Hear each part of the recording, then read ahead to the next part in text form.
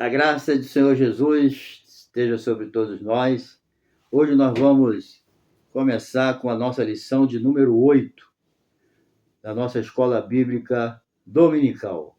Hoje nós vamos estudar Jesus viveu a experiência humana. Então nós vamos ver aqui que Jesus, como qualquer ser humano, ele teve a sua experiência humana. Só com aquela diferença, né? Jesus não tinha pecado. Moralmente ele estava, intacto, nunca pecou, certo? E também lembrando, que se você não é inscrito no meu canal, se inscreva aí no meu canal, deixa o seu like, tá bom? Compartilha aí esse vídeo com seus amigos, seu grupo, nos ajuda aí a continuar divulgando a palavra de Deus, tá bom? E também assistindo nossos anúncios, você nos ajuda na monetização, porque o nosso canal é monetizado, tá bom? Então, você seja abençoado com essa lição e fica conosco aí até o final, tá bom? Bem, Jesus viveu uma experiência humana, ele viveu essa experiência, né?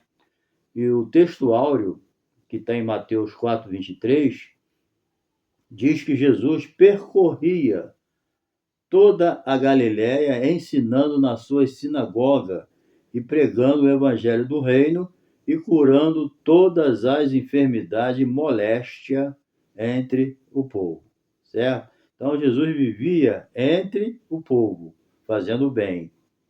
A verdade prática, que é a síntese da nossa lição, ela diz: o Senhor Jesus Cristo teve vida social, amigos, parentes, interagia com pessoas e era conhecido dos vizinhos, e moradores de Nazaré, onde fora criado. Jesus foi criado em Nazaré, ok? E a nossa leitura bíblica em classe, ela está em João, Evangelho de São João, capítulo 1, verso 43 a 51, e Mateus, capítulo 26, verso 37, 38 e 42, ok?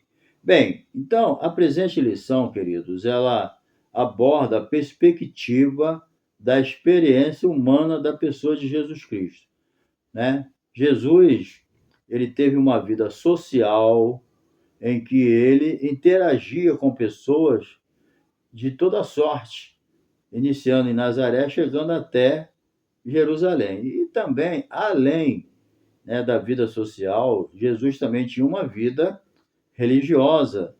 Ele sendo judeu, ele também, a gente vê nitidamente na Bíblia, ele frequentando a sinagoga, entendeu? Então, com isso, a gente vê que Jesus tinha muitas das características humanas, que a própria história atesta lá nos evangelhos, a vida de Jesus, ok? Bem, então, a experiência humana de Jesus no ministério, Vamos ver aqui primeiramente os debates com as autoridades religiosas. É lógico, Jesus não viveu isolado, ele vivia no meio do povo. Ele veio para isso, pregar o evangelho e cumprir todos os propósitos que estava determinado, já escrito, na palavra de Deus. Então, ele tinha os debates com as autoridades religiosas da época. Por exemplo, nós vamos ver aqui os principais opositores de Jesus foram quem? Fariseus, saduceus, herodianos, entendeu? Esses debates revelam o ensino de Jesus sobre a ética, os princípios morais e as responsabilidades civis que temos. Jesus cumpriu tudo isso, Pagou imposto, fez tudo direitinho, certo? Ele cumpriu, não deixou motivo de escândalo para ninguém. Vamos ver aqui os primeiros opositores dele, são os fariseus, certo? Os fariseus surgiu ali no período do silêncio, certo? Vem do hebraico pushim, que significa separado, porque eles não concordavam com os saduceus. Eles acreditavam em espírito, acreditavam em anjo, e os saduceus não, eles não se combinavam, Então, os fariseus defendiam a tradição acima das escrituras, ou seja, Os fariseus colocavam a tradição acima das escrituras sagradas. E hoje existe, né, igrejas que colocam a sua tradição acima da Bíblia. Entendeu? Então, isso aí ainda acontece, ainda tem muito fariseu no dia de hoje, certo? E os fariseus também defendiam a separação do Estado, entendeu? Separação da religião do Estado. Eram membros do Sinédrio e, com certeza, devido às suas atitudes, né, eles eram inimigos de Jesus, eles se tornaram alvo das críticas de Jesus. Certo? O apóstolo Paulo era um fariseu, né? E ele considerava a seita dos fariseus a mais severa do judaísmo. Ok? Bem, ele disse isso lá em Gálatas, capítulo 1, verso 4 e Filipenses 3, 5. Bem, o saduceu, o nome vem de Zadok, família que tinha o cargo de sumo sacerdote desde Salomão, né? Até pouco antes do surgimento desses grupos. Então, eram como os fariseus, mesmo grupo, uma facção dentro do judaísmo. Eles alegavam apenas, eles aceitavam apenas os 5 primeiros livros da Bíblia, o Pentateuco, assim mesmo com certa reserva, né? Não acreditavam em anjos, não acreditavam em espírito, eles não acreditavam em nada sobrenatural. Talvez nem acreditassem em Deus, né? Porque Deus é sobrenatural, se eles não acreditam em espírito, em nada sobrenatural, né? Talvez não acreditassem em Deus também, né? Então vocês veem que é muita coisa ridícula que a gente vê, né, desses inimigos de Deus. A verdade é essa, entendeu? E muitos desses saduceus, eles eram sacerdotes, eles exerciam fortes influências no Sinédrio, porque eles faziam parte, né? E, na verdade, eles eram inimigos mortais de Jesus. Entendeu? A pedra de tropeço deles era a pessoa de Jesus. Fariseus e saduceus odiavam a pessoa de Jesus e fizeram tudo para matá-lo. E quando o mataram, pela mão dos romanos, estavam cumprindo o propósito de Deus. Certo? Então, em terceiro aqui tem os herodianos. Certo? Os herodianos eram os apoiadores de Herodes, da dinastia de Herodes, uma espécie de marqueteiros, né, de Herodes, buscando convencer o povo para impedir que o governo, né, direto de Roma. Eles não aceitavam Roma, lógico, né, e usavam os herodianos para isso. E foram instituídos como interesses nacionalistas e era a favor dos impostos. Então, o discurso de Jesus, veja bem, com esses 3 opositores aqui, saduceu, fariseu e herodiano, o discurso de Jesus incomodava eles. Eles não aceitavam Jesus, não aceitavam o seu discurso, tinham inveja de Jesus por causa da grande multidão que seguia Jesus, entendeu? Eles procuraram passar para o povo que Jesus era feiticeiro, que Jesus expulsava demônio pelo poder do maioral dos demônios. Então, eles procuravam denegrir de todas as formas a imagem do Senhor Jesus. Mas Jesus estava sempre lá, entendeu? No meio do povão. A multidão sempre junto, né? Então, isso aí acontecia normalmente, mas Jesus estava lá. Jesus nunca se isolou, a não ser por alguns tempos para poder, né, ensinar os discípulos, que às vezes Jesus ele precisava sair um pouco da multidão com seus discípulos para poder ensinar eles, entendeu? Para repousar, para descansar, porque era uma vida cansativa, né? A vida de Jesus, ele não parava, né? De madrugada ele estava lá no monte, às vezes estava curando e ensinando até altas horas da noite e de madrugada já estava orando. Então, quer dizer, ele precisava às vezes de um momento de descanso. Então, a vida social e religiosa de Jesus participava da vida social muito intensa, nós vimos, né?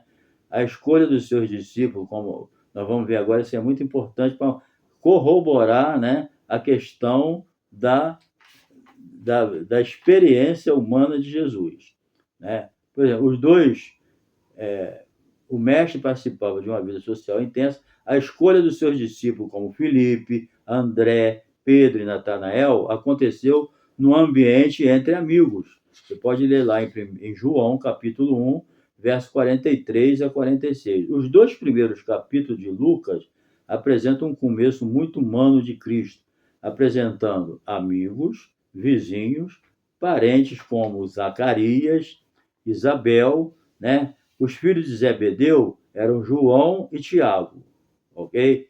Está lá em Mateus 26, 37. Eram os primos de Jesus. Zebedeu era um pescador da Galiléia e marido de Salomé. E quem era Salomé? Irmã de Maria, mãe de Jesus, certo? E Lucas descreve o desenvolvimento físico e mental de Jesus, que crescia em estatura, em graça, né? E em sabedoria. Quer dizer, um crescimento normal, em tamanho físico, em sabedoria, intelecto, né? E também em graça. E crescia diante de Deus e dos homens. Jesus não crescia só para os homens, fisicamente, ele crescia para Deus também, na graça, né? Isso aí é importante. Então, isso está lá em Lucas, capítulo 2, verso 40 e 52, ok?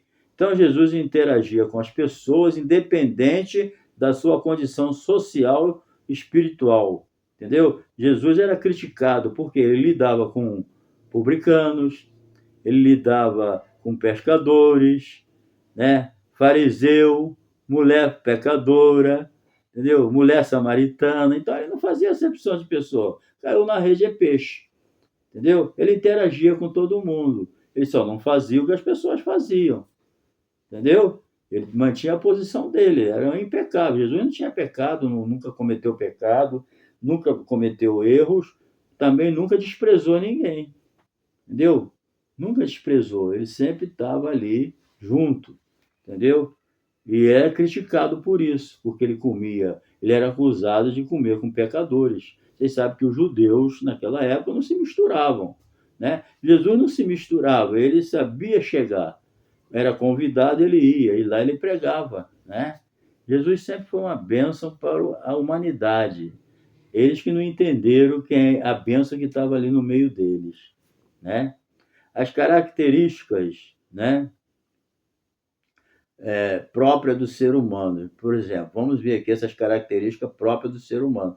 Nós estamos falando, essa lição é importante porque, infelizmente, tem aqueles que negam a humanidade de Jesus. Eu não sei como, está entendendo? Que essas seitas conseguem, né, negar a humanidade de Jesus, dizer que Jesus não foi humano.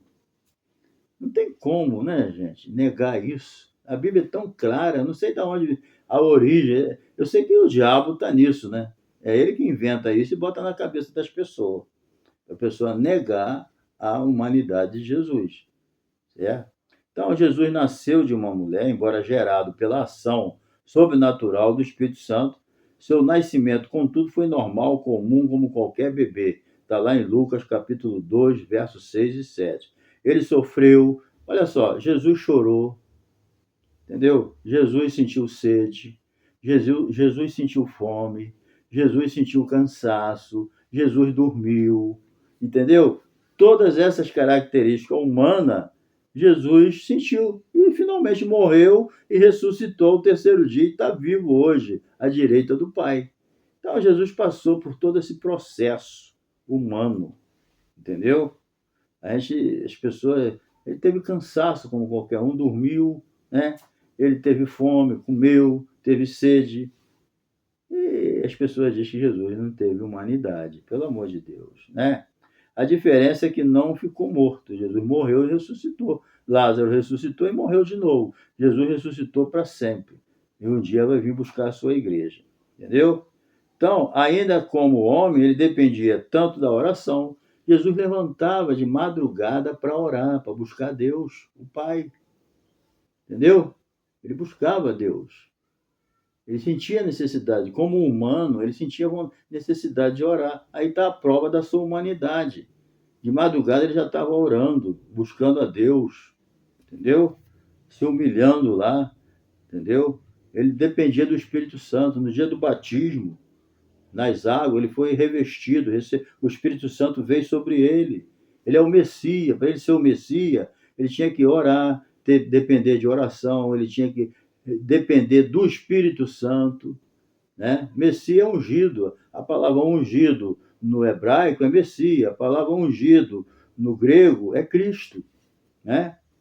Então, Senhor Jesus Cristo, em sua experiência humana, participou das nossas fraquezas física, emocional, né? Ele disse: a minha alma está profundamente triste até a morte. Ele tinha alma, né? Ele disse: Pai, em tua mão entrego o meu espírito. Ele tinha espírito. Ele tinha corpo. Esse é meu corpo, que é partido, entendeu? Então, a Bíblia diz que Jesus em tudo foi tentado. Olha só a natureza humana, a experiência humana, melhor dizendo, né? E a Bíblia diz lá em Hebreus: Jesus em tudo foi tentado, mas sem pecado. Ok?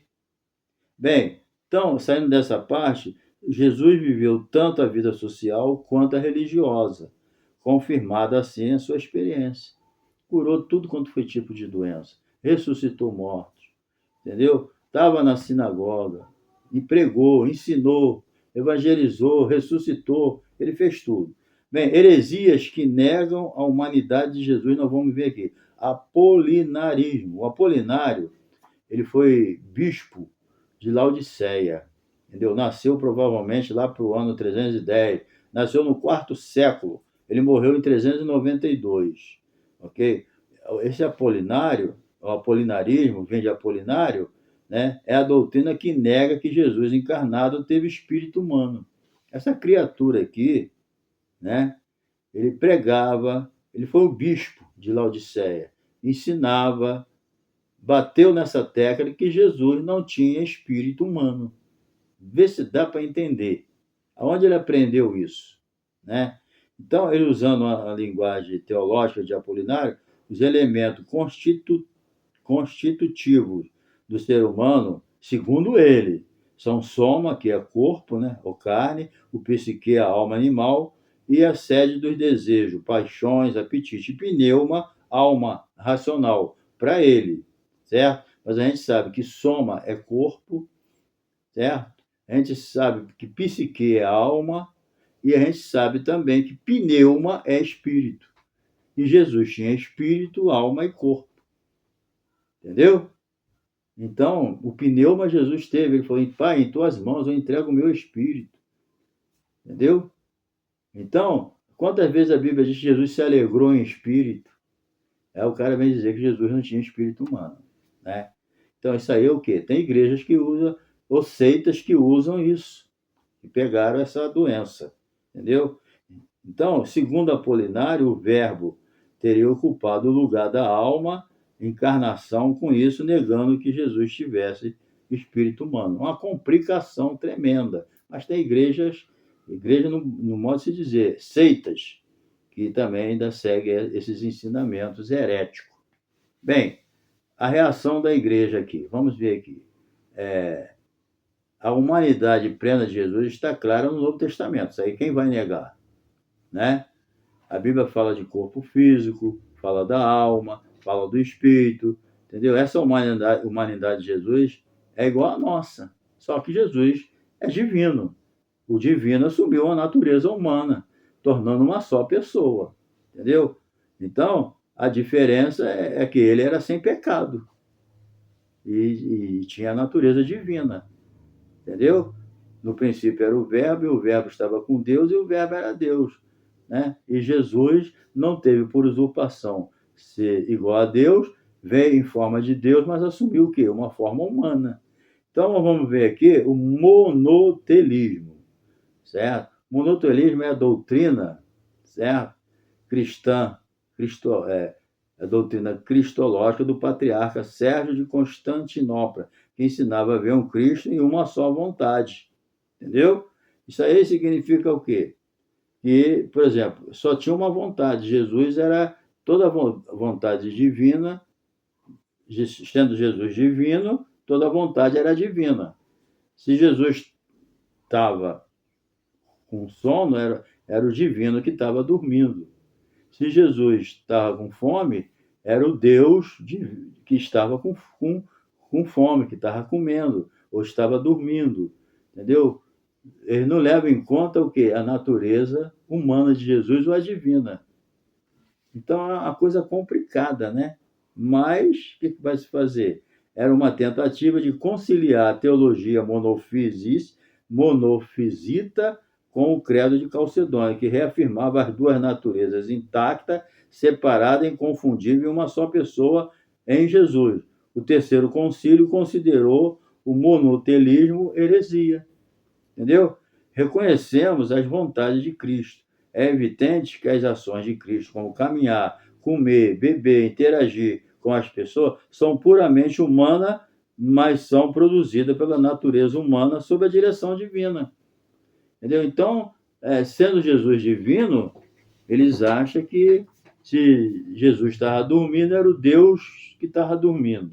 Se Jesus estava comendo, era o Deus que estava comendo. Não leva em consideração as duas naturezas. Está entendendo? Jesus tem duas naturezas e uma personalidade. Então, eu não posso dizer que quem estava andando pela cidade de Nazaré era o Jesus divino. Está entendendo? Era o Deus andando. Jesus estava comendo, eu não posso dizer que era o Jesus divino. Não, era o Jesus com duas naturezas, não o Jesus divino humano. Está entendendo? Não, quem estava dormindo era o Jesus divino. Deus estava dormindo, o Deus estava comendo. Não, não é nada disso, era Jesus com a natureza humana e divina que estava fazendo aquilo, ou comendo, ou dormindo, ou pregando, entendeu? Ou orando. Era um Jesus com duas naturezas. Não tem essa de monotelismo, não. Bem, vamos para a parte final aqui. Como essas heresias se apresentam nos dias de hoje? Bem, quais os países Jesus... Outra, mais heresiazinha para a gente encerrar, tá? Quais os países Jesus visitou quando esteve entre nós? Bem, podemos afirmar que Jesus visitou, durante a sua vida terrena, 3 países. Egito, Mateus 2, 14 e 15. Israel, centro das suas atividades, ele viveu ali. E a Fenícia, o atual Líbano. Né? Mas não faltam crenças bizarras sobre a vida de Jesus. Não somente o movimento Nova Era, mas vários grupos ocultistas costumam ensinar que Jesus esteve na Índia, e os Mormons declaram que ele esteve nos Estados Unidos. Meu querido, Estados Unidos foi fundado aí no século XVII, né? 16, 17, estão dizendo que Jesus já esteve nos Estados Unidos quando nasceu. Bem, que ele esteve nos Estados Unidos. A Bíblia, porém, nada disso menciona. Ensina-nos a rejeitarmos as fábulas, né? Que nem está em 1 Timóteo 4,7. Os evangelhos não mostram um Jesus estranho em sua comunidade, muito menos um forasteiro. Então, esses ensinamentos mostram Jesus como um estrangeiro. Entendeu? Jesus é judeu. Ele veio da descendência, né? Ele veio de Israel, mais especificamente de Judá, mais especificamente a sua natureza humana veio da família de Davi, né? Então, queridos, dizer que Jesus era forasteiro, que ele veio da Índia, que ele veio... Isso aí são tudo balela. Jesus vem da Índia, nada. Entendeu? Então, vamos ler para encerrar aqui. Jesus era visto como alguém da comunidade, né? As pessoas não falam, não é esse o filho de José? Teve Jesus é de Nazaré, será que vem coisa boa de Nazaré? Então, a população da época de Jesus tinha consciência de que Jesus era dali. E vem agora essas criaturas inventar coisa, né? Então, essa invenção desses esotérico contraria o relato dos evangelhos, onde o Senhor Jesus é apresentado como alguém que era natural da comunidade do seu povo Israel, e não como estrangeiro. Jesus nunca foi estrangeiro na sua terra. Entendeu? Para encerrar, a sua maneira de viver, os seus escritos refletem a cultura judaica e nada há que se pareça com a cultura do hindu. Jesus não tem nada com a Índia, com a cultura do hindu. Aonde inventaram isso, gente? Mas corre isso por aí, né? Então, não é este o carpinteiro. Olha só o que a Bíblia diz. Filho de Maria, irmão de Tiago, de José, de Judá e de Simão, e não estão entre nós aqui as suas irmãs? Então, a própria Bíblia comprova, né, a naturalidade de Jesus ali. Jesus era natural daquela terra, né? E escandalizavam-se nele. Ora, tal atitude, né, do povo não se justificaria se Jesus fosse um recém-chegado da Índia. Nada a ver, tá? Mas tem muita gente que acredita, né? Na Índia, quantos não acreditam nisso? Que Jesus era de lá, certo? Bem, ao esvaziar a experiência humana de Jesus, né, muitos grupos ocultistas distorcem a vida e a obra de Cristo no mundo. Ok? Então, querido, o nosso compromisso é seguir o exemplo de Jesus no relacionamento com as pessoas. Jesus não fez acepção de pessoa, tá bom? Ele foi um homem completo. Amém? Então, Deus te abençoe. Não se esqueça de deixar aí o seu like, se inscrever, assistir os nossos anúncios. Continua com a gente aí até o final. Um abração e até a próxima lição.